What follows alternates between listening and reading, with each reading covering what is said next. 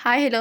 तर मग इथं मस्त आज बाजरीची भाकरी केल्या आणि तर शेंगदाण्याचं पण कूट संपलं होतं, कारण सकाळी स्वयंपाकाची थोडी गडबडच असते भाजी करायची. तर मग इथं आपलं शेंगदाण्याचं कूट असलं तर मग कसं आपलं भाजी पण पटकन होऊन जाते. आणि आज करायचं होतं असं मस्त असा ठेचा. आणि ठेच्याचे मस्त असं 2-3 प्रकारचे असते तर, पण इथं ताक पण होतं. ताक आणलेलं होतं, एक जणाने दिलं होतं आम्हाला ताक.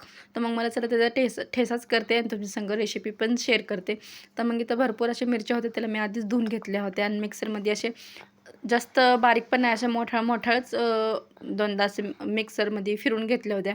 आणि त्यामध्ये असं भरपूर असं लसूण टाकलं होतं आणि त्यामध्येच कढईमध्ये ताक आणि ती शिजूस्तर शेंगदाण्याचं कूटही टाकलं होतं. आणि हे बघा असं मस्त ठेचा झाला होता. आणि पापड भाजलं होतं बाजरीची भाकरचा. तर मग या तुम्ही पण सर्वजण जेवायला. आणि पापड भाजले की आमच्या इथे चिले-पिले बघा हे असे मस्त पापड कुतरून खाते. तर चला, तर मग आजचा होता माझा असा मिनी ब्लॉग. भेटूया नेक्स्ट व्हिडिओमध्ये, तोपर्यंत बाय.